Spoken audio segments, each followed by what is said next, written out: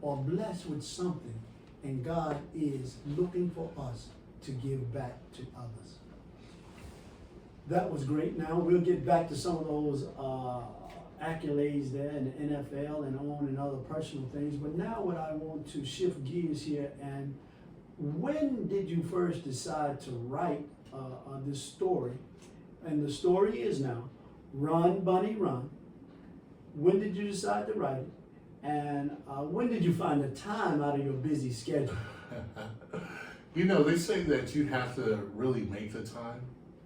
And, you know, I would write every day, you know, just take some time where it was just writing time for me.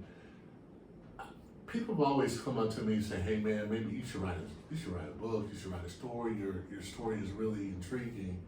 And I really never thought of it, but I always liked writing, but I would do like Dear God letters when I was playing, because I had such kind of anxiety before games that I had to kind of calm myself down, and writing letters to God was a good way for me to get it out of my head onto paper. So I did that, and I didn't realize that I was kind of exercising that author side of me.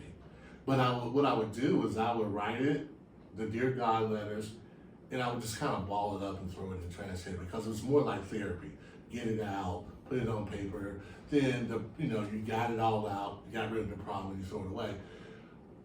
One of the things that I did was I did a Dear Draft about 4 years ago, and I was looking at the NFL draft, and I was just writing to the draft itself like a person, like I was writing a letter, Dear Draft. And I was just talking about my experience as a young prospect going into the NFL, how I felt, what happened that day. And, you know, I looked at it, and my sisters are all teachers, and I was just like, hey, what do you guys think about this? They're like, oh man, this is really good. And I was like, you know what? I'm just gonna put it on Facebook and see what people kind of get from that. So I put it on Facebook, and I got a big time response. Even the NFL Hall of Fame, they feature it in one of their magazines. And I was like, okay, I got something here. But when I really decided to do it is when it was around COVID, but right before COVID, I did an event with the Greenville News, and and the guy was kind of helping me outline it. You know, he's like, oh, you should talk about this. You know, we were talking about my life, and I went up there and I did the speech, and I kind of like just went through like what happened, and I was like, man, this actually might make a pretty good story, you know? And I got in contact with Sonia, and Sonia was like, you should write one. But I never really thought of a children's book. I kind of thought of it a little bit more, I don't know, maybe not a children's book, but I didn't think children's book. But then when I started thinking children's book, I started thinking, because I'm a big comic book, I love Justice League, Marvel, and I started thinking, man, we gotta put some creatures in here. We gotta liven it up a little bit. And I thought of the characters Fear and Doubt, and I looked at them as, okay, these guys could be monsters in this book. And we all kind of go that when we're fighting fear and doubt. And I just like, man, let's just make them like little monsters or whatever. Because I'm a kid growing up, and you having these thoughts about, what do you want to do? But I was so clear as a kid that I wanted to play professional football. But there was some fear and doubt there, so I put them in the book, and just how you can fight those. So I think it's relevant. I think it's relevant to what people may go through. And, I threw the ball. I had a salt container, the Morton salt containers, as a football. I didn't have a real football. And I remember just throwing it up one day, and I caught it, and I was just like, I'm gonna play pro ball one day. And I'm telling you, it was as my sister said, the Holy Spirit that came through and just like, it was real. I knew it was gonna happen. I didn't ask how it was gonna happen. I just knew it was gonna happen. And that's the story I tell. I tell that story. I tell the story when I go to high school, how my coach was like, hey, you got some talent. If you commit to the game, you know, you can go to the next level. And that's kind of what I did. I just kind of commit to the game. And that's kind of, it's just really my story as a kid coming up, a little bit more as a children's book, kind of more animated, talking about having a goal at a young age, which a lot of kids usually, they're clear about what they want to do.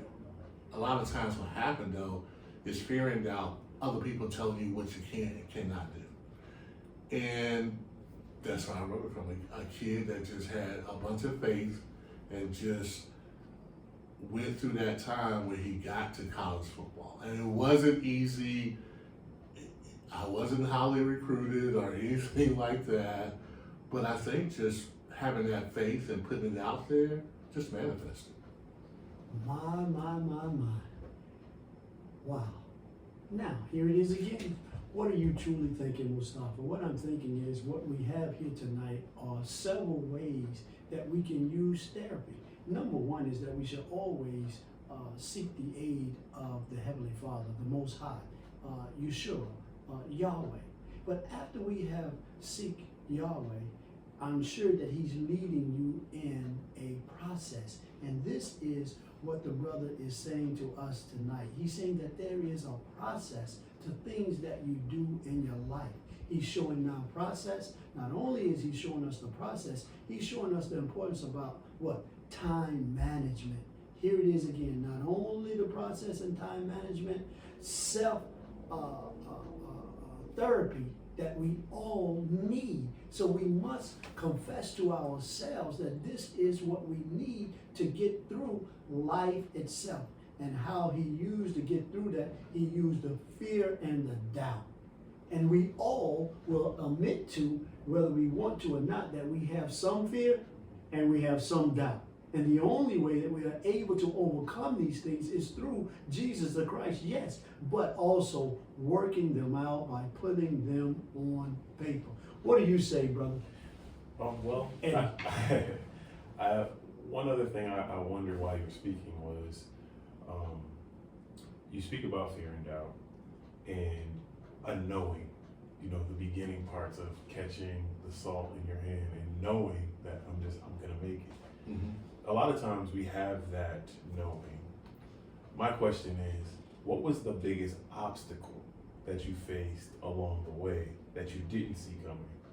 Oh, I think protecting it, and honestly protecting it from everybody. I knew I had to protect that because it was so big at the time. This is like in the 70s, 1970s. And I have brothers and sisters, man, and I'm the youngest boy. And if you like the youngest child, which some people can get, man, you're fighting to exist a little bit because everybody's bigger, stronger, smarter, more advanced than you are. And you're kind of fighting to stay afloat a little bit, you know. And I knew that I had to protect that. I had to protect that dream, and I had to protect that goal because even though I have a great family situation, I couldn't afford for anybody to doubt what I wanted to do, what I knew I was going to do, because that would have probably, it might have gave me just a little doubt, and I could not afford a little doubt. So I held it for all the way till I got to high school, really. So this manifestation came when I was 11 years old. So I've never played organized football ever in my life. I just go outside, just kind of play around. But I knew I wanted to play football. I was in love with football. This is what I was going to do. You know, I wanted to make my parents proud, my family proud. And like I said, I had so much motivation because I was the youngest. And so I kept it to myself until I talked to my head coach at the time. I got all the way to the 10th grade, so I'm 11 years old. When I got to the 10th grade, he basically kind of said, hey, I think if you commit to this game, you can go to the next level. And man, it kind of confirmed what I thought. And sometimes what I tell people is, be able to accept the gifts that people give you sometimes. And I was smart enough to take that gift and run with it. It's like, okay, I'm gonna be committed. I'm gonna practice hard. I'm not gonna play around. And if you talk to some of my old teammates, they would tell you that, man, I had a different mindset. That I was really serious about the game. Where the guys are just coming out, they're just playing ball. We were pretty decent teams, but I had another level of focus as far as going to the next level. So I let that manifestation, I held it, I protected at all times. I mean, I guarded. But I also would do things like I would go outside and I would visualize playing in the big game, getting an interception, getting a touchdown. So I was even going to the trash, take out the trash, I would visualize, by the time I take out the trash, by the time I came back to the house, I done scored a winning touchdown, or I did it, and I did that over and over and over, probably, I swear, probably hundreds of thousands of times as a kid. I would just visualize what I wanted to do. I don't know why I was like that, but I just had this huge imagination, and being the youngest, you kind of I like being by myself because the house was crowded for the most part. So you didn't really get a touch. So when I got an opportunity to go out and play by myself, it was freeing to me because I can play by my rules, I can do what I want. But I'm telling you, I visualize it so many times. And it's kind of funny that nowadays that's the kind of stuff they write about. And I was doing this stuff way back in the 70s, the 70s and the 80s, just visualizing it. And it was big, but it didn't really scare me. It was just something that I wanted to do. So that was kind of it. That was really, the bulk of it, just really visualizing and manifesting and protecting it too. I think it's important that you protect it. I think it's important who you share it with as well. Like I said, I love my brothers and sisters, man. But if I would have told one of them that I was going to go to pros, they would have doubted it. They would have said something, and it might have gave me a little doubt. And it's so funny. As a young kid, I knew that I could not afford to do that. Yeah. My. That's all that I can say. But what I'm hearing here and that I want to express to the audience tonight, we talked about the importance of a process. Now we are looking at how the brother is committed. And then we see where repetition is the mother of all understanding, and how important it is what we put to the atmosphere. It plays a great part in our lives, where the brother at an early age understood that his protection of his, and I don't want to say dream, I want to say of his goal, that he couldn't share with everybody, because why? Everybody didn't see the vision and understand the vision. So that's why it's important. Talk to me, brother. Yeah, I think it's very important that when you get to that clarification, and I think that's what I came to. And a lot of times we're not clear on what we want. And that's why a lot of times some kids, they kind of know what they want already. They're pretty clear. I was clear. Like you said, I made a commitment. I made a decision. And I was okay with the process. And that, from being 11 years old to being 18, getting a scholarship, that's a long period of time. A lot of things could come into play where you may say, oh, no, I was just kind of kidding around. Oh, this is, and a lot of kids, you ask them, a lot of them wanted to be like, oh yeah, I want to be in the NFL. But for me, it was for real. Like, I'm going to the league. I'm going to the NFL. I know where I'm from and all that stuff. I just didn't listen. I had I had a mindset that this was going to happen. And I just remember one day as as I was getting recruited, or not getting recruited, I didn't get recruited. We were about to play a game, and I remember my coach telling me like, well, there's some scouts out here, but they're not here to see you. And I kind of knew what he meant. He meant like, there's some recruiters out here. Tonight will be a good night to show them what you got. And I was like, cool. If you know anything about me, I'm kind of down to earth.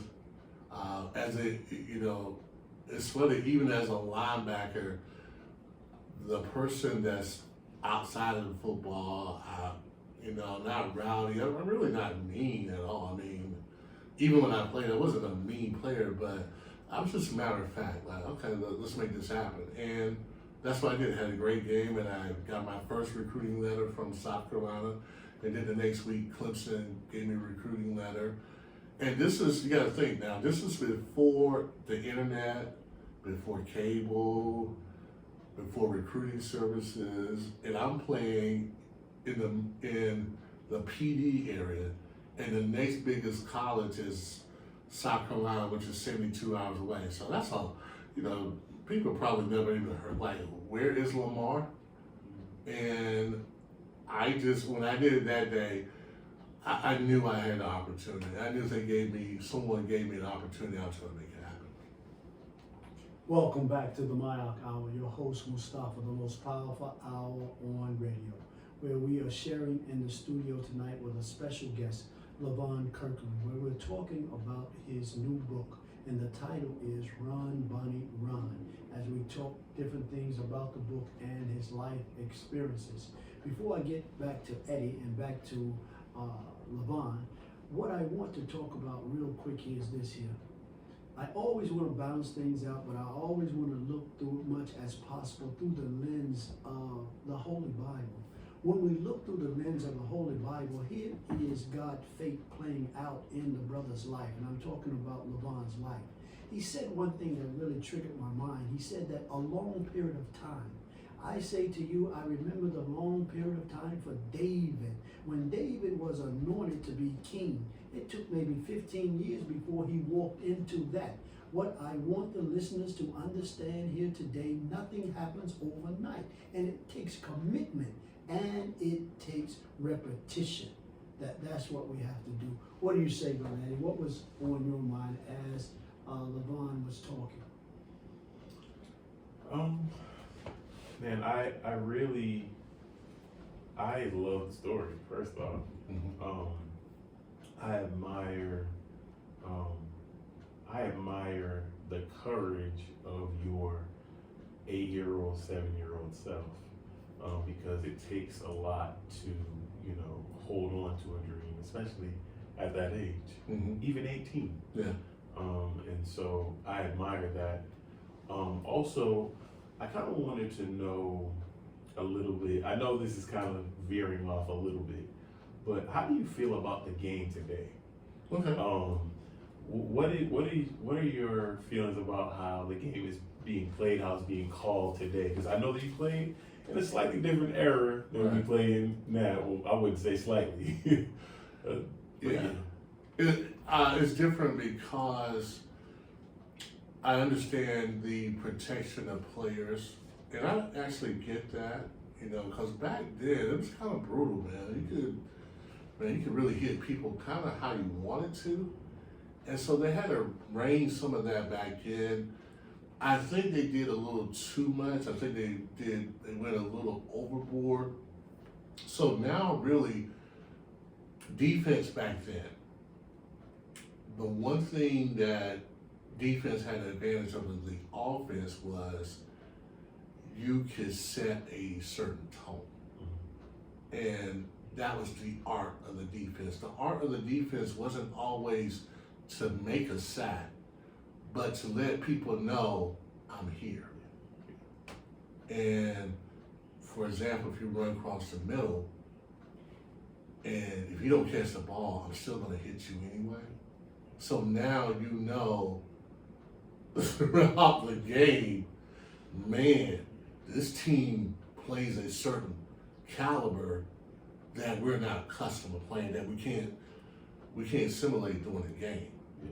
And I think that's what you take out of the game a little bit now, that you don't really see, where our defense is just dominant and just taking it to you, because guys nowadays, they do something, they're gonna get fined for it. And I think they've done a little too much.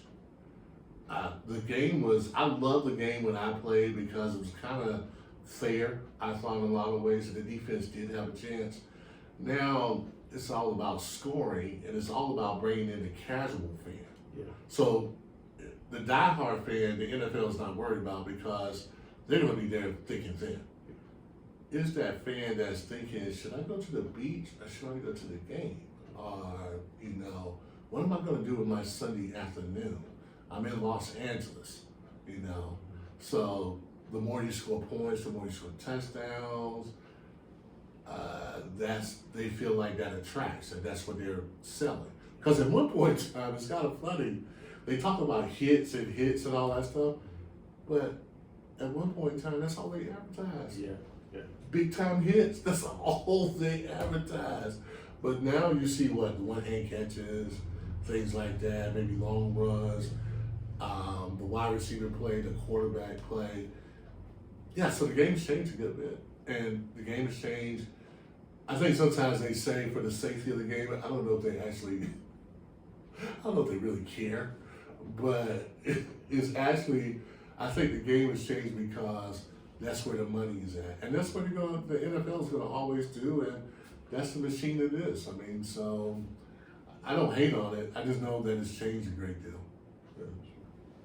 So as we are talking about your new book, Run, Bunny, Run, where we also talked about this doubt and fear, will you share with us 2 moments of where you saw maybe some doubt or you saw some fear? Now, if there was never, I do understand that, but sometimes the life that we live, it has a way of creeping in, and then we have to find a way to suppress that. Right, yeah. Well, there were some times where I thought, it's just impossible, but for the most part, 95% of the time, I'm always kind of positive. I think being from where I was from, that was kind of a little bit of the doubt, because you're from this small town and it's rural, and people are about, great place, but it's about hard work. It's not, do the hard work. Don't think more highly of yourself or your goals than you're supposed to think. So that's where I think sometimes the doubt, or, you have people make comments like, I didn't think you ever make it to Clemson, but I tell you one story. There were some teachers at my school that felt that maybe I should go somewhere else instead of Clemson. And my father was a custodian at the school.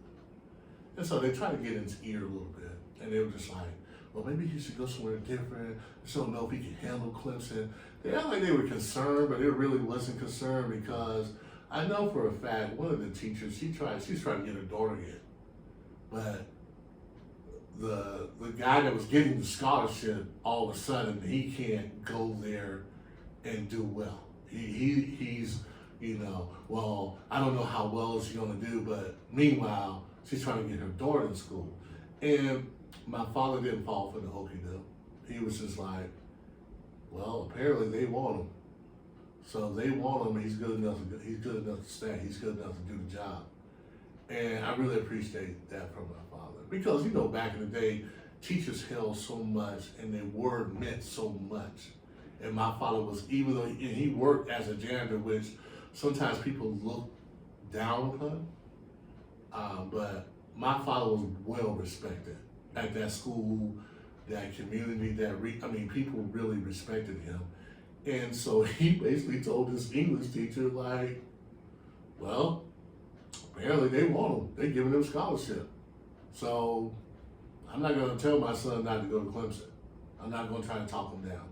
And that was kind of like a little bit of the, doubt and fear, because people they kind of saw you. They see you in a box, and let's put it out there, frankly, especially if you're an African American guy,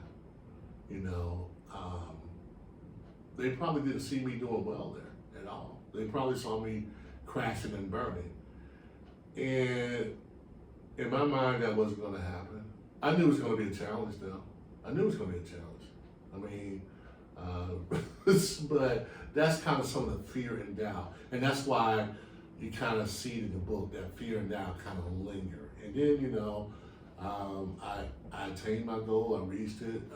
When I was taking the SAT, I didn't really take a lot of college prep courses. And that, I was scared about taking the SAT, man. But dude, I practiced the practice test every night like crazy. I did. I practiced it.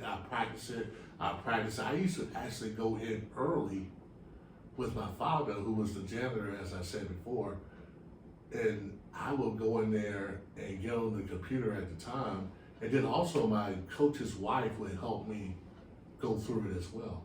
So, dude, the SAT was the barrier that I had to break down, and I knew that, okay, I didn't take a lot of the college prep classes. I took enough, but man, I gotta pass this thing, man.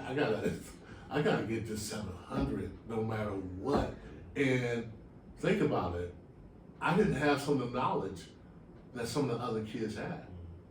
I didn't know maybe some of the advanced stuff, but dude, I don't know what it was, man. It was determination or will or whatever it was, man. But I got the passing grade I need to get to college, and that's what mattered. But yeah, there was some doubt there, and that was some of it right there. So as we talked about that now, why did I want to hear that? Not to put anything negative in the atmosphere, but to understand that we are talking to a common man, and common things happen in our lives. Whether we want to believe it, no matter how high we want to put ourselves on a pedestal, we are still all common people. So that's why it's important to hear the brother's story or narrative, how important it is to have a good support system. And he had a great support system. No man is an island by himself, and no one can do anything by themselves. And here it is again, that how I see, it's my opinion, that he's able to accomplish these things. He has the will, but also he has the Spirit of the Heavenly Father covering him. I say to you, when you have the Spirit of the Heavenly Father covering you, you can accomplish all things. Right. And he will help you. I can hear Henry McNeil Turner talking. He's saying to himself that certain things that he doesn't remember. Now, this is a bishop in the AME church and also a postmaster, and we're going all the way back into the late 1800s. He was able to accomplish this. He says that the Spirit of the Lord would recall things to him to be able to get to where he needs to get. I tell you tonight that if you truly, truly believe in Jesus the Christ, he shall. Now, you got to put something in it now. This doesn't happen overnight. But once you put something in it, he will recall to your memory what is needed. Talk to me, brother. Yeah, gosh, this reminds me of my father. My father passed away a long while ago, and it was so funny. I was kind of thinking about it today, how in the sports arena we really gravitate and think the black moms. Which I get that, but my father was the one for me. Yeah. And we don't hear that story enough, where my father didn't have past a 6th grade education, but there's some principles that he really taught. And he was a minister as well. I love listening to him. To me, he was an amazing minister. One thing there's 3 things. He always talked about building your foundation on a solid rock, which is just like, wow. Walk by faith and not by sight. And This one is not in the Bible, but he always said, like, if a man's determined, he can do anything. And those were the three pillars that I got, the three principles I got. And like I said, I listened to a lot of people talking about what went wrong with my mom. And I think a lot of times that's kind of, they do that a good bit, the single mom thing. And I'm not saying anything about moms who do it, congratulations. But man, there are some people, got some fathers out there that guided them. And I have to say, my father put a lot of, I would say, principles to me that helped me get through it. I mean, I remember looking at him working 7 days a week, you know, custodian. He had his own barbershop, so he worked that Friday and Saturday, and then he preached on Sunday. That's a lot of work, dude. So I got that work ethic and drive from him. And this guy was a sharecropper. And that's not that long ago, you know, like people think about slavery, that was a long time ago. Sharecropping wasn't too far off. And my father did that and climbed through that to do what he did and to raise the kids that he raised. And I always thought it was incredible. And I remember him telling me one time, like, you know, I really never saw, you know, a son of mine's going to Clemson. And I was just like, why do you say that? He was just like, well, you know, son, you got to think about it. Back in my day, I was a young man. It's like, dude, you could not go to the front door. He's like, man, you were really second-class citizen. You know, from this rural area. I mean, like every day you walk outside, you just hoping to kind of just stay above or stay afloat, that somebody that, you know, somebody don't come and just mess with you or call you boy on occasion. And when I told that story, when I got my name on the stadium, reporters asked me about that, how you feel about your name being on the stadium. I told them that story. But I did say, thank God for change. I said, thank God for change. I said, but the most important thing for me is that my last name is on there. So I get to share that with not just myself, but family members as well. And then also my ancestors and the spirit of my mother and my father that wasn't able to see that. So I just wanted to give a shout out to my father, because I was kind of thinking that today. I was thinking that, you know, a lot of times as athletes, especially African American, we always talk about the mom, and we never talk about the dads that are there for us as well. And how important I really feel that men are in our children's lives, and how we are needed no matter if we feel like we're unqualified, that we're needed, and that's the reason why we should be there. Eddie? Oh, man, I really don't even know what to say, because that was my next question. How important family was, and your father specifically. Listen, I have more of a comment. Just the fact that your dad was so pivotal in your life. Listen, I appreciate everything that you said. You're speaking to me, Right. You know. I don't even have a question. I'm at a loss for words. I really am. I'm at a loss for words, because that was exactly where my mind was going, and you just answered everything I had to say. Yeah. What I would like to say is that we have this conversation, always understand here at the Mile how we are balancing things out, and there's never just a Q&A time that is going on. It is an in-depth conversation. So in this conversation, how we see the Spirit of the Lord overcoming some of the negativity things that has been put to the atmosphere. So you say, Brother Mustafa, what negative things are you talking about? Now these are factual things. I'm not just trying to make things up. When you are there at the Clemson University, there was at one time a plantation, and there was other things that was going on. But look how the work of God, we let time, God's time, come in, and how things have a way of not just turning some table, but things begin to change, not just for one, but for all. That's what we're truly in, because the book, I said we try to look through the lenses of the Bible. There is but one race, the human race. There is but one blood, that human blood. We are all but one. And here is a young brother who was able. You may not look at him as an activist. You may only look at him as a football player. But I tell you this here, if you begin to have a conversation with Levon Kirkland, you will see that there's more than just a football player. We are here talking about his new book, Run, Bunny, Run. But what a marvelous individual that we're talking here today, where he's using principles from his father, how we are to use principles from our fathers, from our mothers, from the structured life that they have truly set up for us to succeed in whatever it is that you choose to succeed in. And I tell you this here, that there was only just a few years back that I too was a custodian there at the United States Postal Service. Mm-hmm. So I tell you this here, a job doesn't make a man. No, it really doesn't. Talk to me. I mean, like, when I think about my mother and my father, it's kind of funny because when he passed away, and we're getting the funeral arrangements ready, and he took care of everything. Like, we didn't have to kind of huddle up together, try to get it together. He pretty much had it laid out. And that's the kind of guy he was. But I thought the testimony to his life was this. We couldn't have his funeral service at like a regular church in town. We had to have it at the gym. It was over 500 people at this service.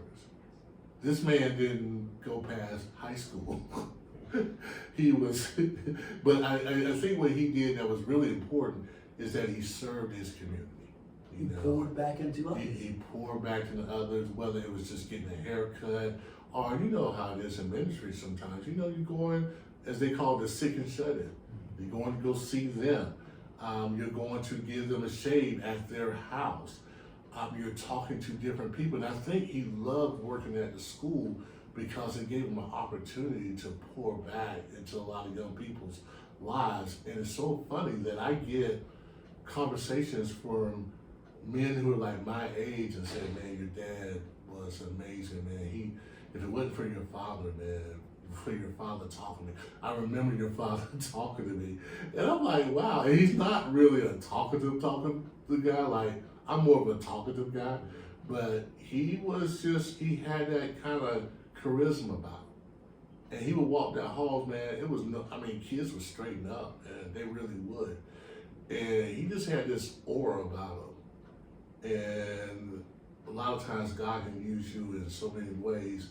And like I say, he wasn't rich, he wasn't a principal or anything like that, man. He's a custodian, man, but he had everybody's respect, though. Everybody that came across him really respected him, and his funeral showed that. And my mother, kind of funny, she had about 300 at her funeral, and we had to take that to the junior high. So we had some amazing, we come from some really good ancestors, and it was kind of funny. I've been reading a little bit about slavery or African American history, and a lot of times we look at the pictures on television, and we think slavery in such a negative way, and it was very negative. But I look at, man, we get our resilience from our ancestors, man, to go through that period for that long and was able to survive that, and not only survive that, but strive through that. That's the gift we have. And a lot of times I don't know if we really truly understand that. And so I really believe that with my parents, man, they gave me they gave me a spirit, that DNA that could be passed on. And I am just elated to be a Kirkland. I am. It is a wonderful thing, and I felt like I needed to share this book, just to put it out there, man. It was a big accomplishment for me to finish it up, man. But I enjoyed it because it tells a little bit about the history of my family. So, You know, I got great nephews and nieces now. Don't have any grandkids. I will though. And that's a story that they can carry on and see. And I think that's pretty cool. That it is. We are sharing here in the studio with Levon Kirkland, and we are talking about his book, Run, Bunny, Run. And we're talking about life experiences as well. As he has been talking here tonight on some family principles and living off of family principles, how has it truly reflected with you here? Actually, I wanted to know who is targeted for this specific work that you're putting out, because like I have 4 boys myself. Mm-hmm. I have, you know, from 8 ranges from 0 to 8. Right. And I want to know, you know, should I read this to them? How important is community? I think it's important to read this book to our younger generation, especially young boys who are coming up, especially young boys who are starting school.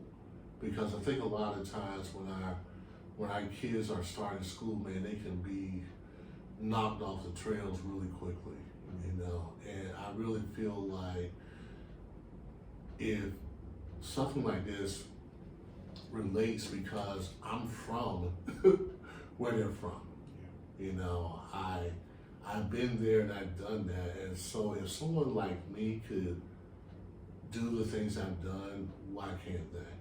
And it may not be in football, but it is something that they can do, and it could be something big. And that was the most amazing thing. Like, it was funny that my brothers and sisters kind of laughed at me a little bit as I was running around the house playing. You know, they thought I was a little crazy. And then after I made the climb, they was like, maybe I should have done that. Maybe I should have thought and had an imagination like that. But yeah, I think what it does is I think it invites you to open up your imagination. It invites you to really clearly see yourself and where you want to go, and understanding that it can happen. That you can do that. Like I said, I was 11 years old. You know how long that is to go all the way through elementary, junior high, high school, then you go to college, and then to finally get there. Not only get there, but stay there for 11 years. I mean, I think the resilience of my parents, and I think really just manifesting, just knowing, just making a decision that's what you want to be, and being committed to that decision. And like you said, man, you gotta do the reps, bro. Yeah. I had a young man, you know, I'm at Clemson University now, and, you know, he was asking me about football, blah, blah, blah. And, you know, I showed him a few things, but I said, you know, like, okay, now you gotta rep it out. Yeah. He said, what do you mean? I said, well, have you ever heard of a basketball player and how many free throws they shoot, or how many? I said, you gotta take those steps, like that little 6-inch step I told you, the lateral steps. I said, you gotta do that over and over and over and over till it becomes muscle memory, until it becomes a part of you. Some people wanna do it half-heartedly and they don't wanna put the reps in. You gotta put the reps in. Yeah. You gotta put the reps in. And I think this story kind of says that it's about putting the reps. I wasn't especially so much more talented than anybody, I'll be honest with you. I was pretty good, but I wasn't just, whoa, this guy, blah, blah, blah. It was more so that I just kind of put the reps in. And I'm glad that my father and mother made it really structured for us. But yeah, I think your kids from, I would say, from 1 to maybe 10 or 11 would really appreciate this book. Fantastic. Well, another thing too, you mentioned you speak very highly of your father. In what ways do you feel like you may mirror him in his community work, or do you? You know. Ooh, you know, I looked up my father so much. I never thought that I would like near him in any way. I mean, but I just, the one thing I could appreciate, I actually went to speak at a church one time, my sister's church, and you know, I couldn't say, no, I'm not a preacher or anything like that. I really have a high regard for ministers. But man, just, I remember speaking, man, and I remember, as my sister said, the Holy Spirit kind of taking over.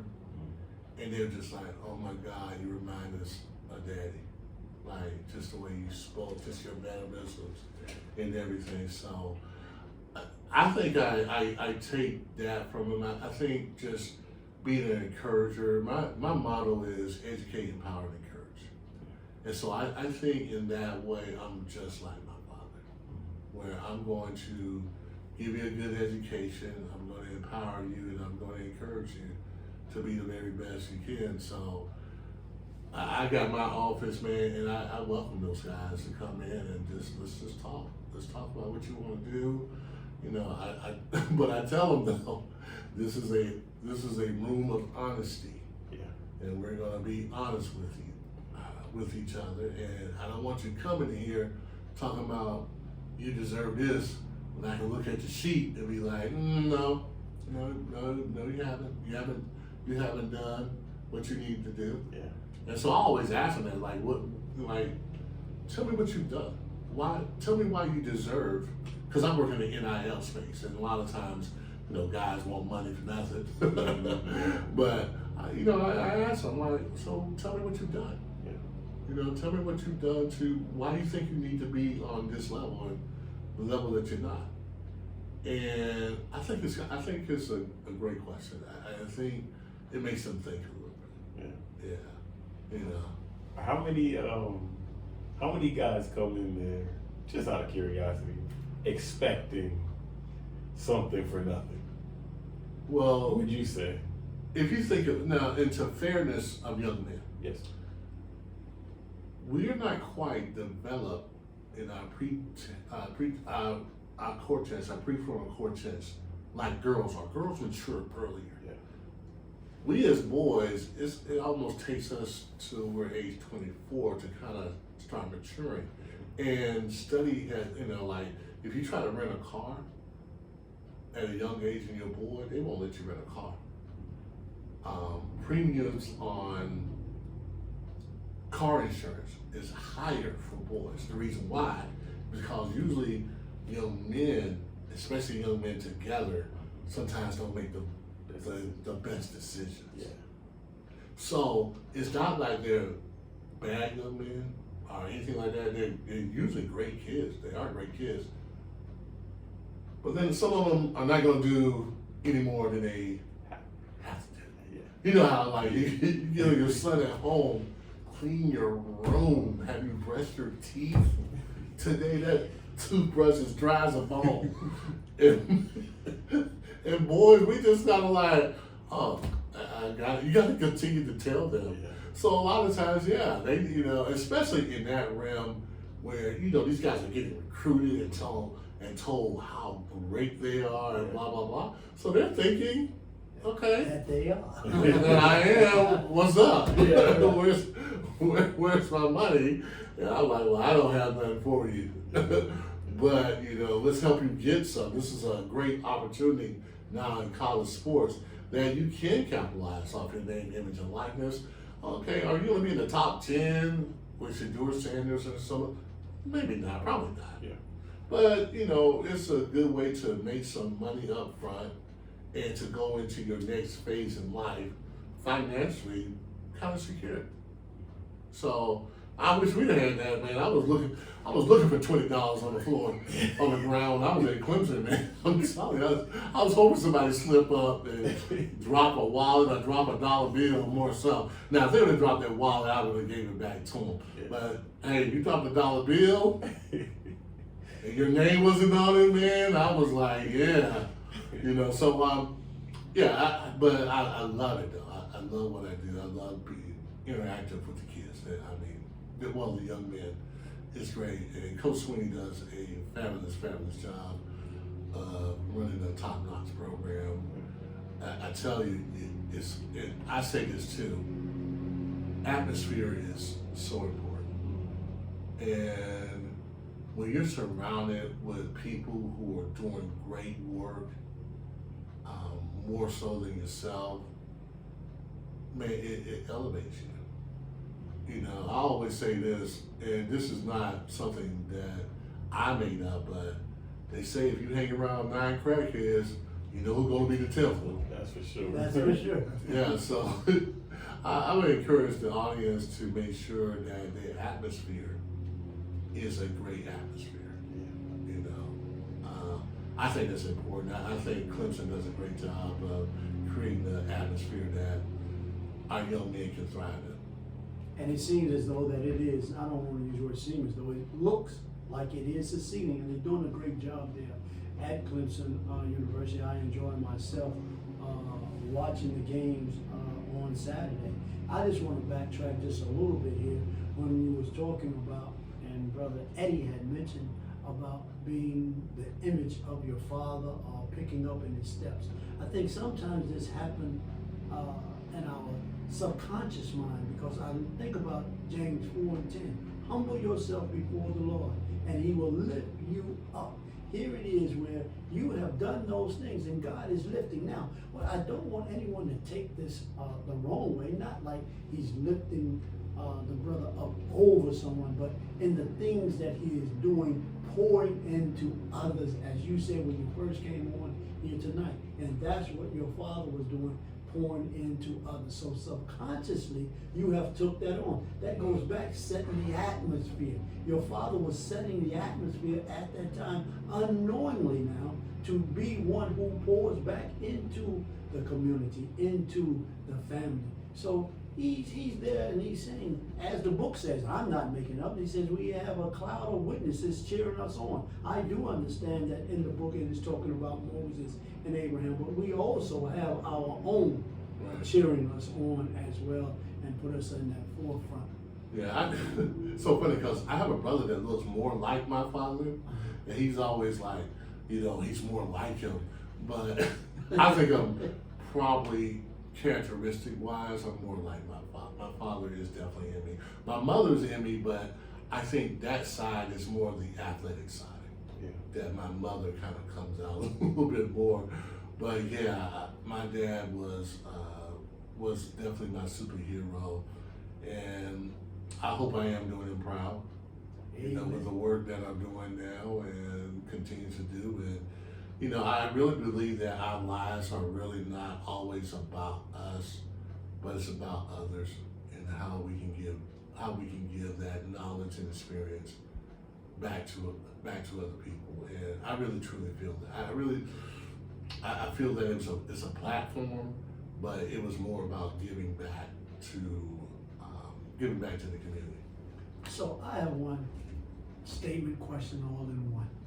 As a young man coming from Lamar, going to Clemson, finishing there and moving on to the NFL, what was it like to reach that pinnacle that I would think as that, you know, you're right at the top. Right. And a young man like that, and keeping those fears, those doubts down, not letting them overtake you, and then not letting you stay as humble as you are.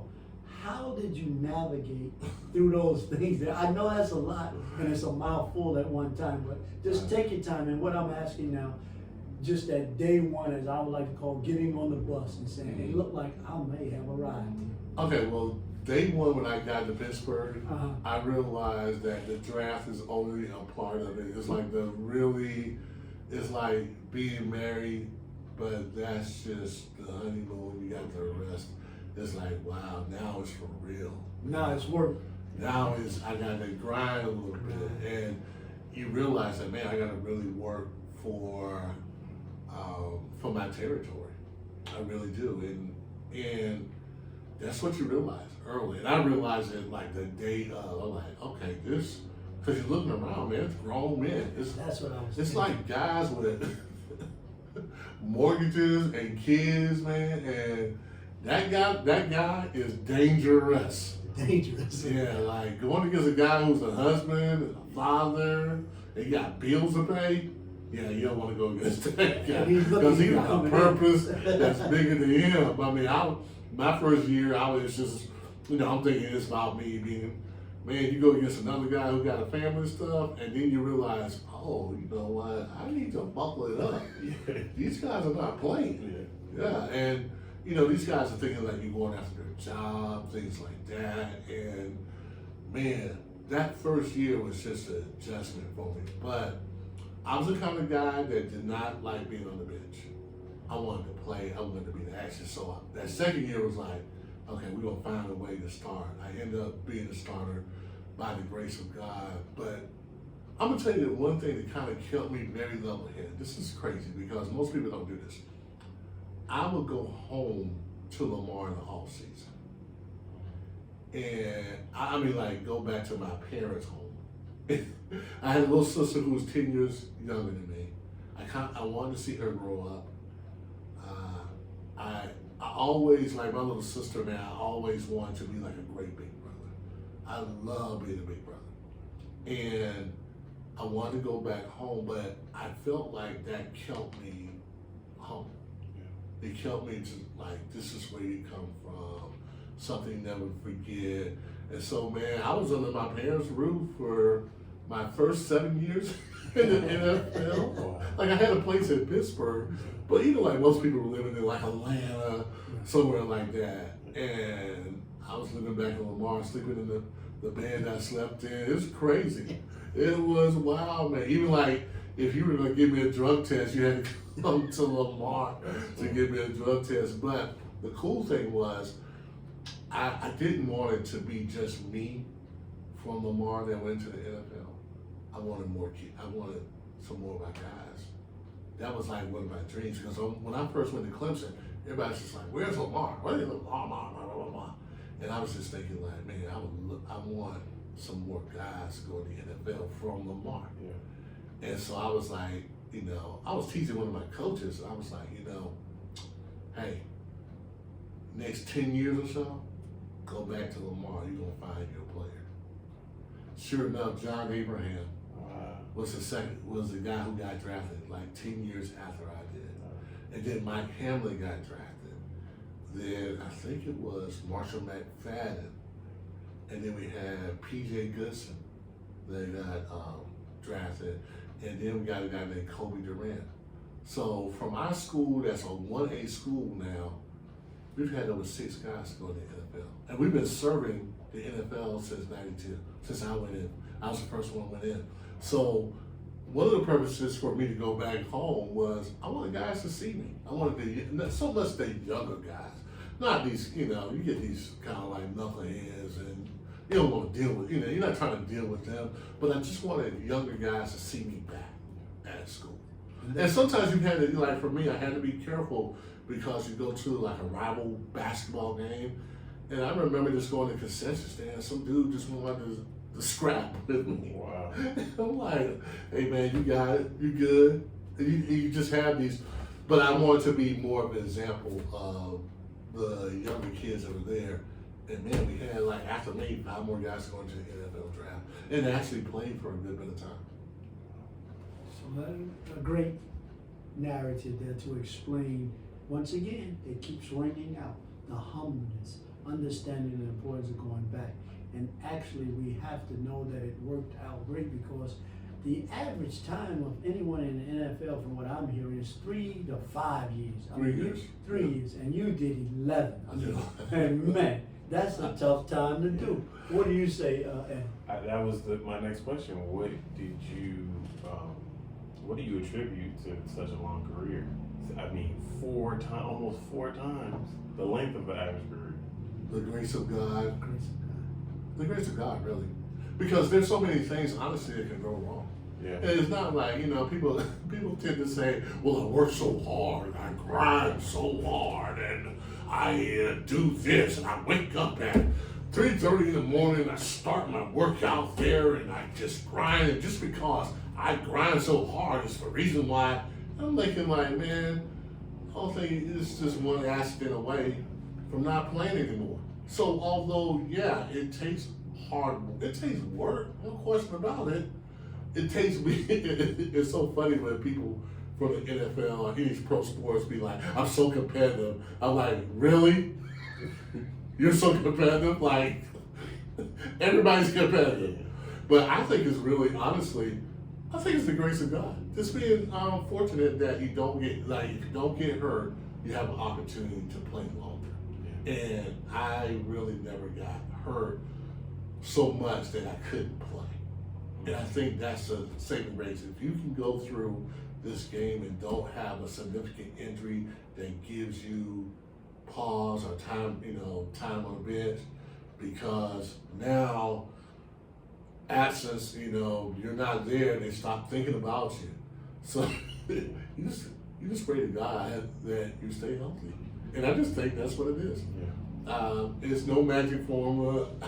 I'm not gonna write a book about what I did to stay in the league for 11 years, because I don't think I did anything special. Especially I was a big linebacker, but I just think it was the grace of God, my family praying for me, especially my father, man. I would call him every Sunday, him and my mom, and boy, he always said, well, we're praying for you, son. Yeah. He'd always be like, just don't want you to get hurt, blah, blah, blah. Now my mother, on the other hand, was like, knock somebody's head off one day. But I really honestly, that's what I contributed to, just being fortunate by the grace of God that I really didn't have any significant injuries. Did you ever tweak anything and think to yourself, oh no, this is... Oh yeah, I did. It's kind of a funny story.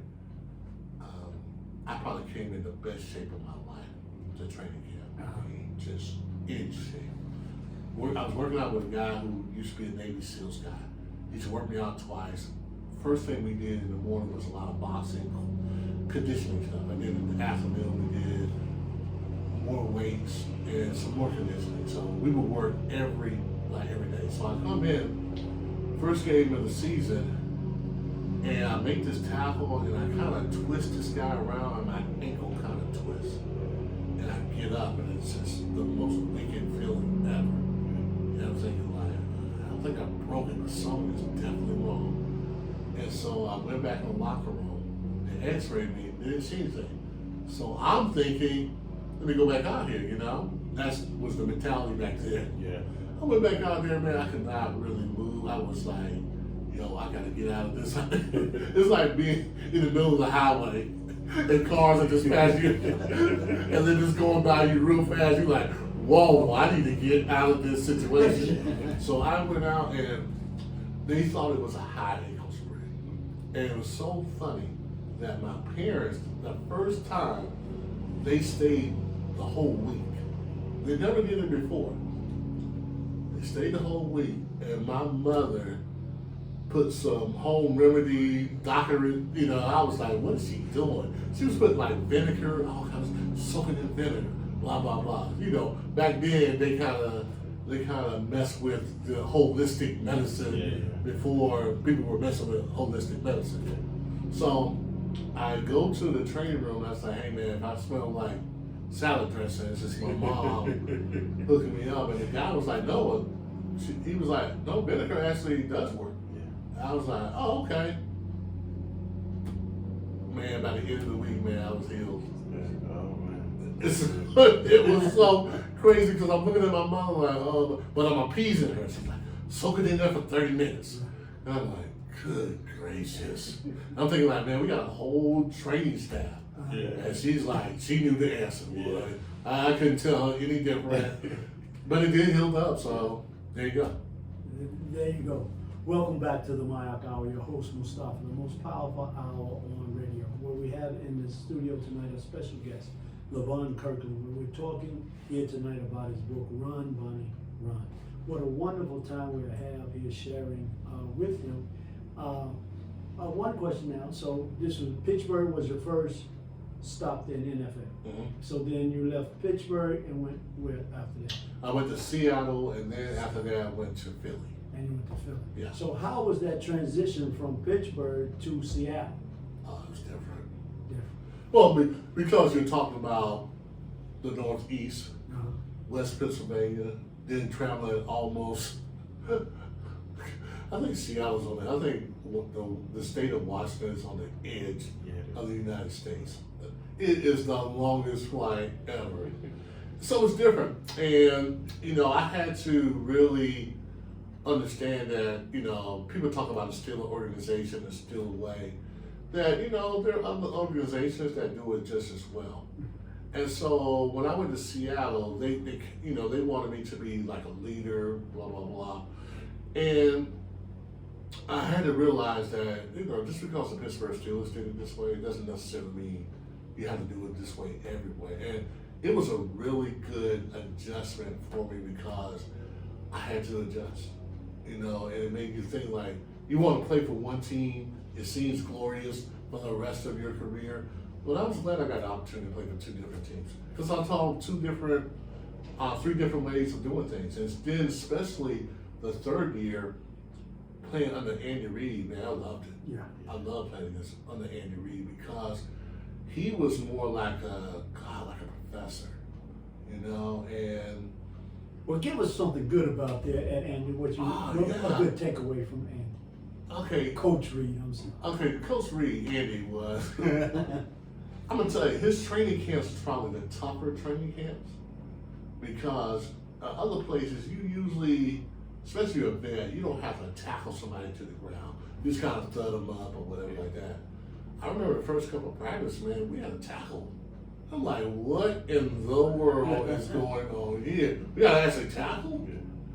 But he had a balance of working you really hard and taking care of you as well. And also, especially a guy who's been around like I've been around, he was especially good to me. He was just like, I understand what kind of player you are and what you bring to the table. Bring that. Don't worry about anything else. And so he knew how to communicate to you too. Bill Cowher was really great, but Bill was more fiery. He was doing the motivational speeches every single time that you talk. And so after a while, his speeches get kind of like, here we go again. Andy Reid would just kind of talk, but just kind of like here all the time. But he knew how to communicate to every player. And one of the cool things I got from Andy Reid was he never conditioned us after practice. And I even asked him, I was like, Coach Reid, I was like, why don't we ever run? Because I'm used to running after practice or whatever. He's like, Levon, I'm gonna run you in practice. He said, because if you gotta run after practice, you're gonna be thinking about running and you're not gonna give me 100%. And he said, when you get on the field, he said, if you practice hard, if you run hard, he said, that's gonna take you, like, you're gonna carry that over on the field. And your muscle memory is gonna go fast because you're always going fast in practice. So I thought that was like, it's not revolutionary now, but back then it was revolutionary. I'm like, wow, so he wants us to really be crisp and fast in practice, and this is how we got to condition him. So, okay, we got that transition there. We got the two coaches there. But now, what about at Pittsburgh? Who was the coach there at that time? Oh, Bill Cowher was the coach. Bill. Yes. Okay. And I love Bill Cowher because he was about, when he got the job, he was like 34 years old. And so, and he was an ex-player. And so he brought a little bit of, he understood what the players were going through. So he took care of us as well, but he was that guy that was so enthusiastic that, man, if you make a play, he might meet you on the field and give you a hug. And as a young player, I really appreciated that. I really did. Because, you know, normally in the pros, man, back then it was cold-hearted business. You know, if you don't get it done, you don't get it done, they're looking for another dude. But Bill, I think Bill actually cared for the players. And emotionally, you can feel it, that he really cared. He really wants you to be well, but he wanted us to play to a certain level as well. So I enjoyed Bill. Bill was a lot of fun. You can crack up with him, you can have fun with him. Now Andy Reid wasn't so much you can crack up and have fun with him. It seems like Andy might be changing a little bit at his old age. Yeah. Well, he's been there for so long. He's good, and plus he got a really good quarterback. So Is he when you got Patrick Mahomes, you can relax a little bit. But yeah, Bill was good. And I had Mike Holmgren, who was a Super Bowl coach too, and we used to call him Big Show because he's about 6'5", big dude.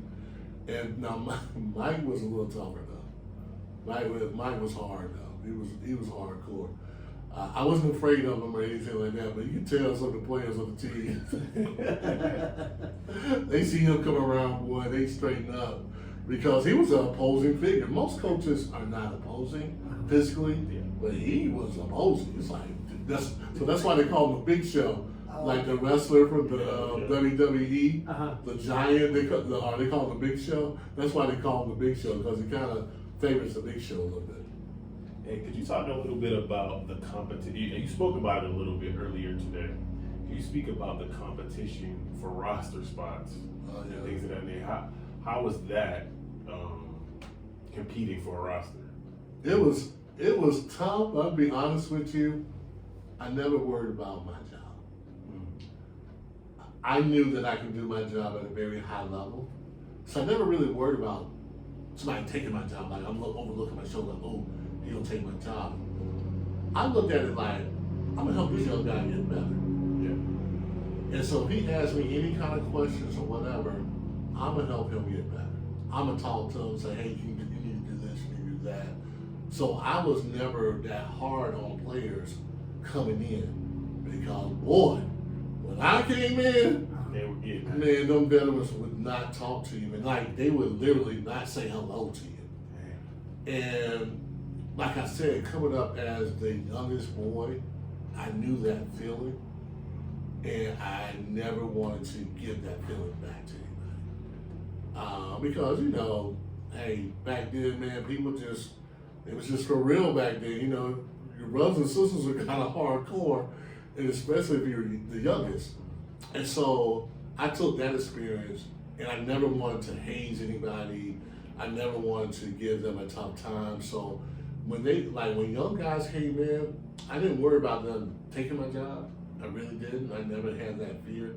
But I always wanted to help them become a better professional.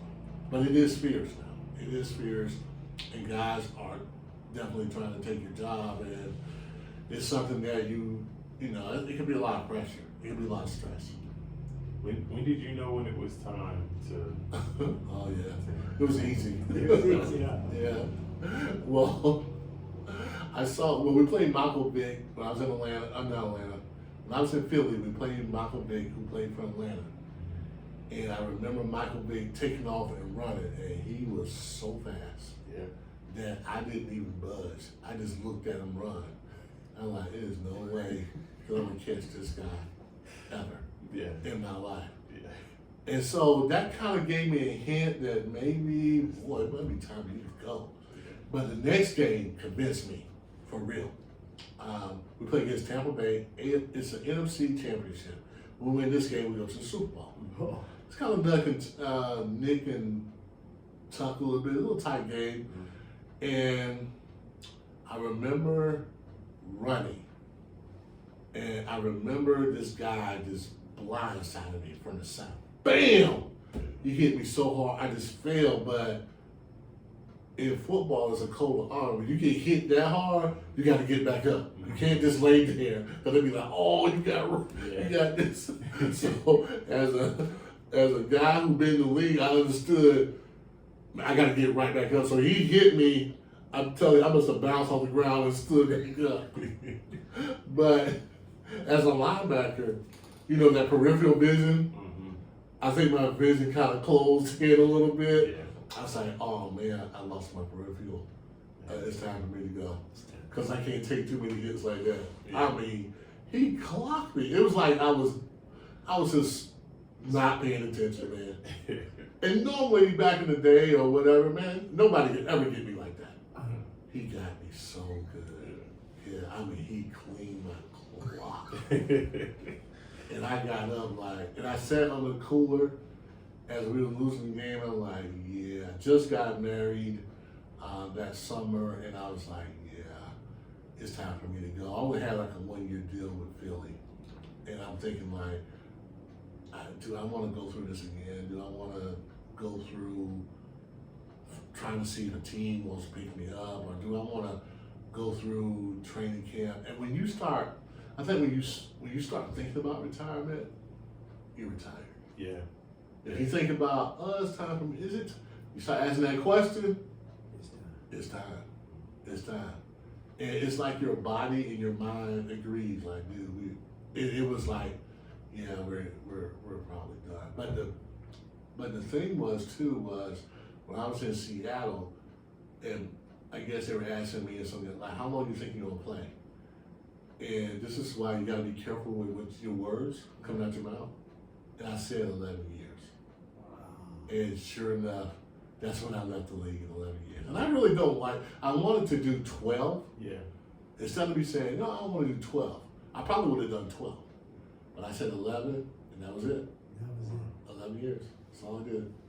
Which is a long That's a time. long Oh, yes, a long time. Yeah. Now, as I was looking, I'm thinking now, and help me out, correct me. You did play in the Super Bowl with Pittsburgh playing Dallas Cowboys? Yes. Okay, set that up for us just a little Oh, bit. man. How was that Super Bowl? Big time. It now. was the Big time greatest. guy from Lamar. It was the greatest, man.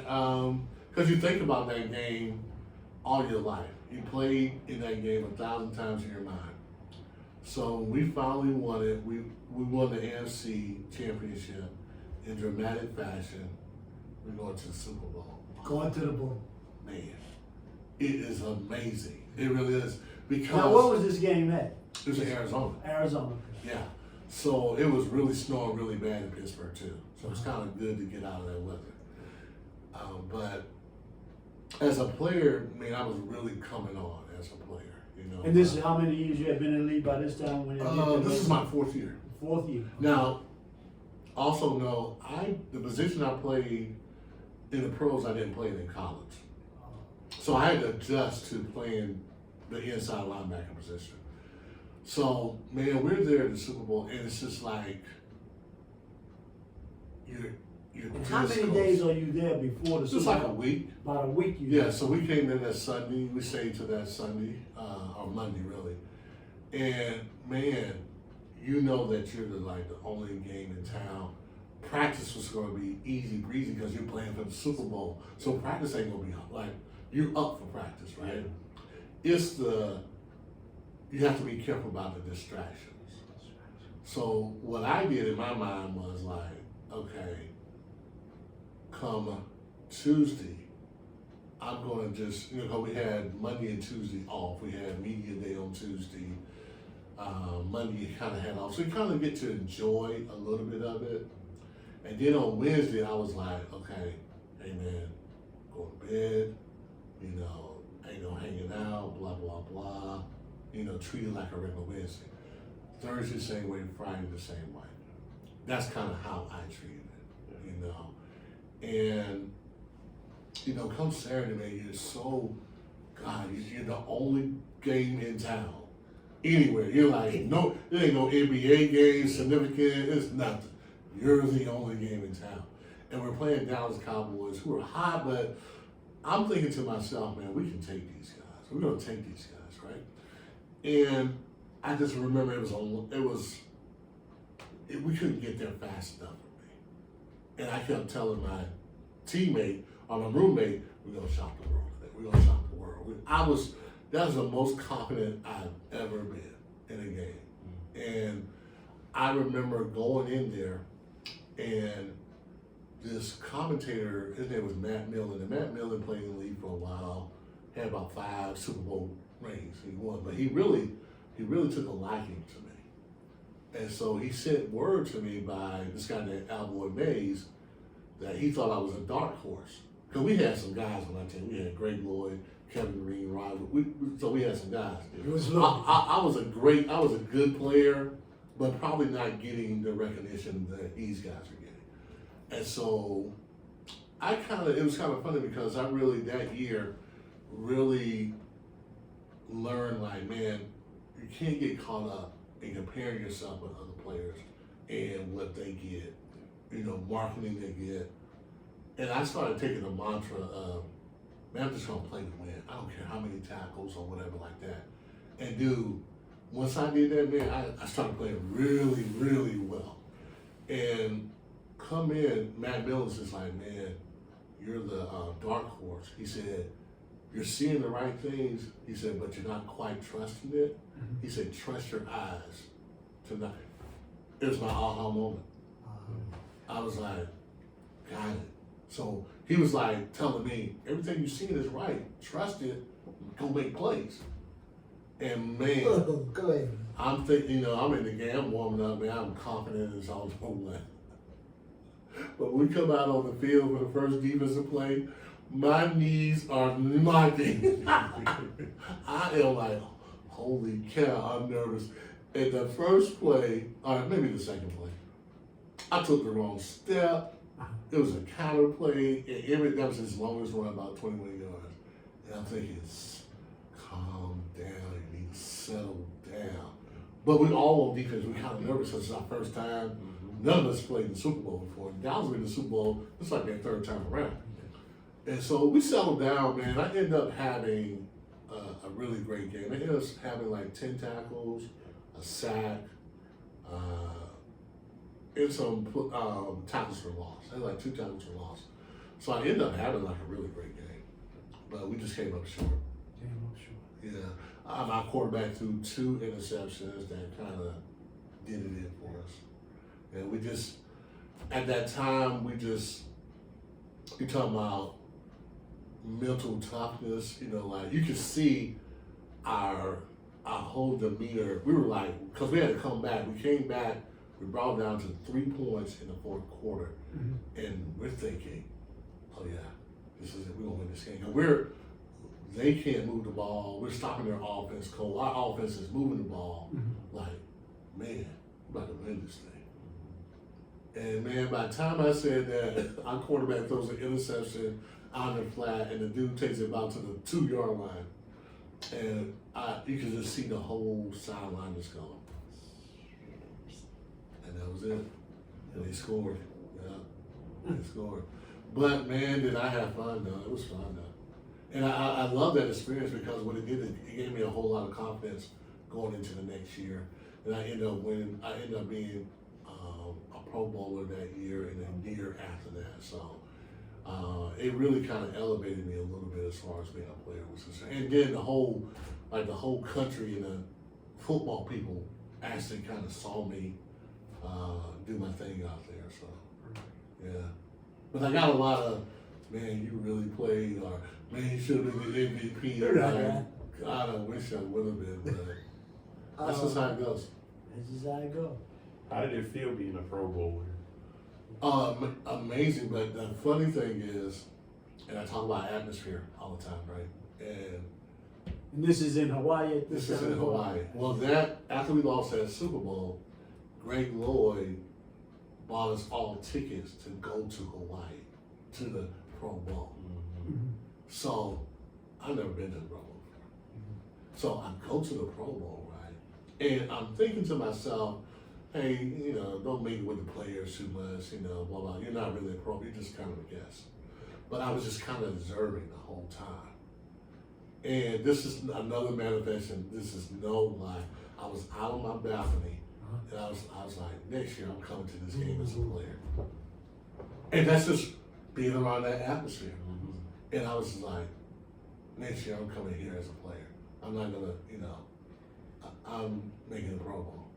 And the funny thing was, I started to work out and think like a Pro Bowler. I started saying like, I was walking in it, like it's already happened, it's done, I'm a Pro Bowler. So I started working as though I was a Pro Bowler. I started doing it twice a day, work out twice a day, blah, blah, blah. Now I worked out twice a day, and I mean, it worked. But I basically said, I'm gonna be a Pro Bowler. But not only that, I started acting like a Pro Bowler. I started acting like one. Before anybody even thought I was going that year, I knew I was gonna go. And I'm telling you, it went accordingly. Probably had the best training camp I ever had, best preseason. I started off the first 3 games, I think I was leading the league in interceptions. Wow. Yeah.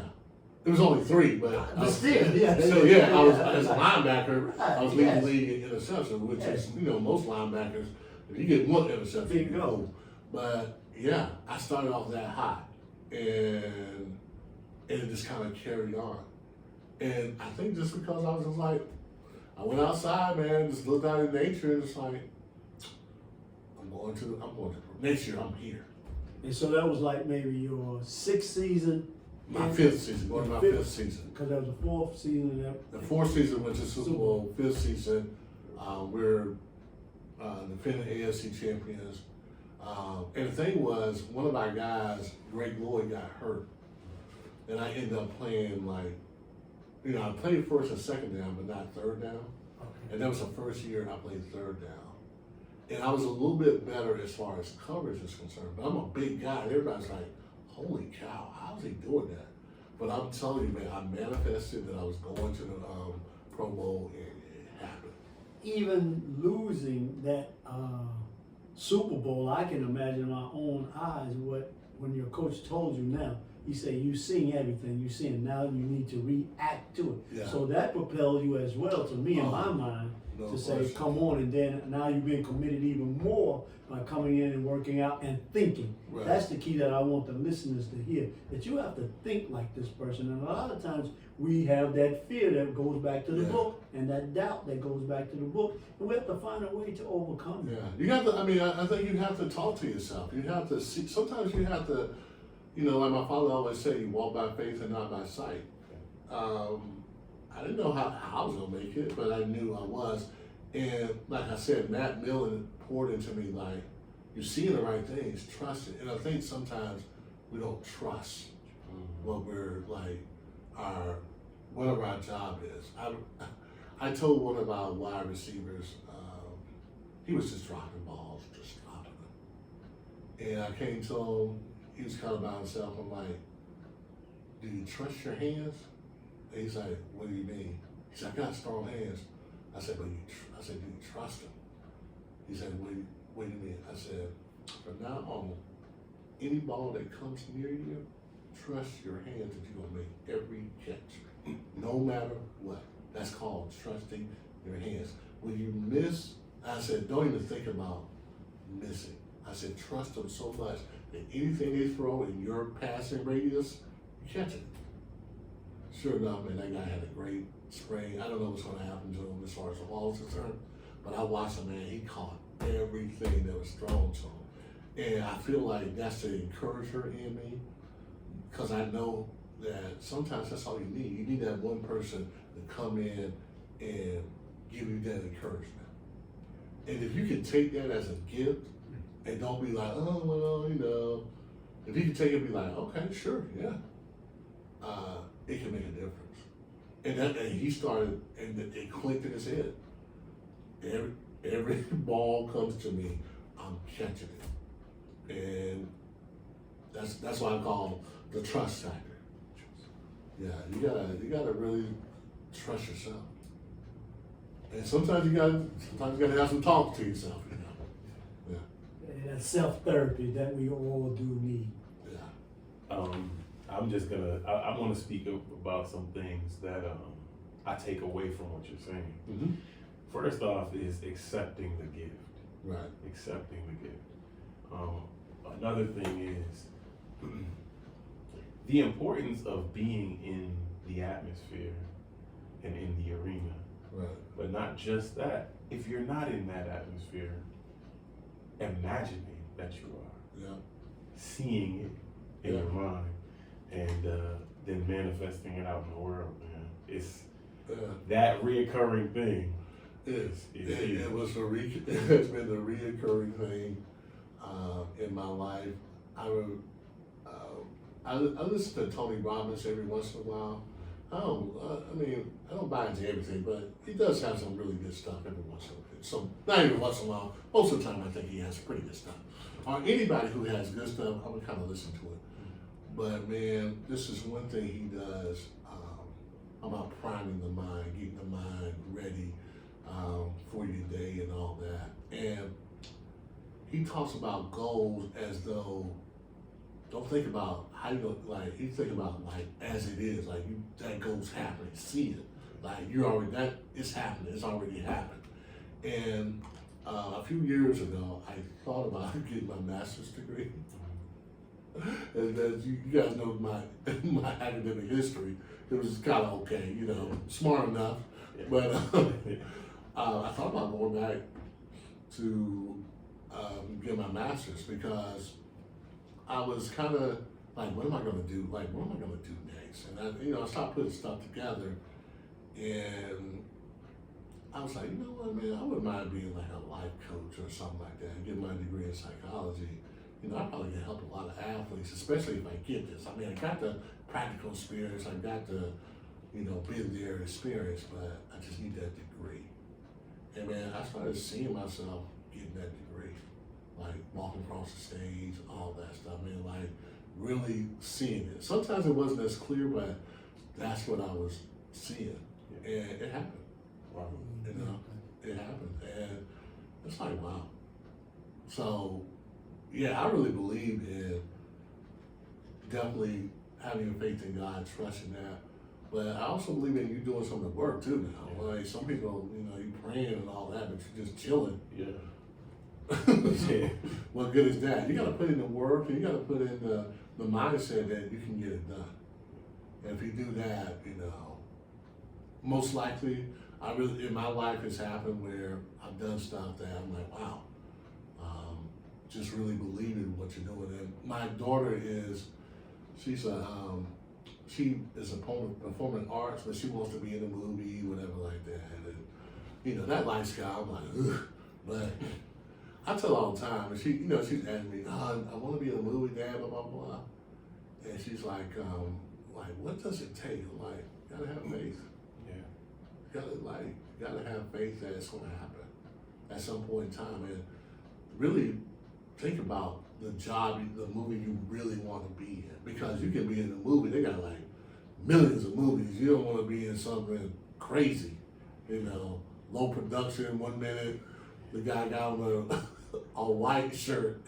The next click, he's in a red shirt. You're like, what?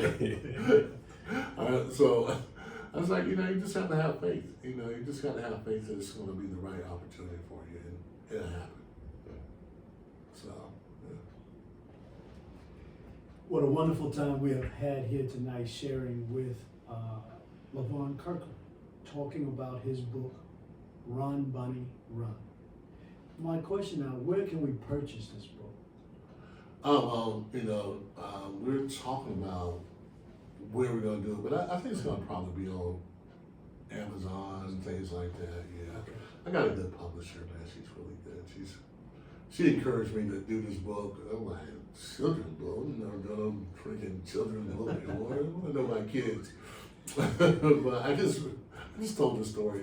So I think it's gonna be all over. I don't really know exactly where we're gonna have it yet, so I can't give you a clear-cut answer. I'm sorry about that, but No, that's right. I'm sure it's gonna be, Amazon, all that stuff. So, like I said, I'm just happy that I wrote one. Whatever happens, happens. But I feel like it's gonna be pretty cool. I know it is, because I'm excited about reading the reading that I've done already. I enjoyed myself. And like I said, as Brother Eddie talked about his takeaway, so my takeaway here tonight, as I've talked to Levon Kirkland, I see the importance now of family structure. Understanding that not just as the father, as the lead of the house, that the mother and father leading the house together, not one behind and one so far ahead of the other. When we read the book, and I'm talking about the Holy Bible, it says that God has taken a woman from man's rib. But we know that word is tesla. And we understand that it is not just being a helpmate. It's one that is one who's compatible, is what God is truly trying to get us to understand. Not someone just to help. And these are the principles that I have learned here tonight from Levon Kirkland, being a special guest here tonight, being humble, and the importance of being humble. And if you go back and do your own research on the brother, you can see that it had to be that humbleness to last 11 years, and the work ethic now. We do understand that, but willing to help others. Mm-hmm. And then that's where someone is not trying to force somebody out. When he was willing to pour back into someone who's fighting for his position. And he's just saying, hey, let's just see what happens. And we're here to work together, because in that final analysis, I would think that we're really trying to get a win. But I know when you're an adult, and you're trying to get your bills paid, it's really about that money. But Right. if you can take that mindset that I believe that you took, as that we're trying to win a game, we're trying to be supportive and help each other, it's longevity in that career as well, because we have to understand too that stress plays a part in this. So if you have a lot of stress, here's an injury gonna pop up out of nowhere because you got some stress on you. But so for the last take of the audience, what would you like to share tonight that maybe we missed out on? Well, I would like to basically say to the audience that a lot of times we are concerned about the outcome and we're concerned about things that we cannot control. And this is something that I run across when you're talking to young players. You know, they want to do this, they want to do that, and they're worried about what the coaches may say. And I'm like, you can only take care of what you can control. And that's what you focus on, what you can control. A lot of the outside world, outside people, you can't control what they think. So there's no reason to put more stress on you. And I really feel like when people are shooting for goals, they're looking at, man, I gotta be here. And a lot of times, it's about that journey going through. And sometimes you go through the process, and sometimes you stop short of the goal, but you gotta keep working toward that goal. And I'll also say, make a decision.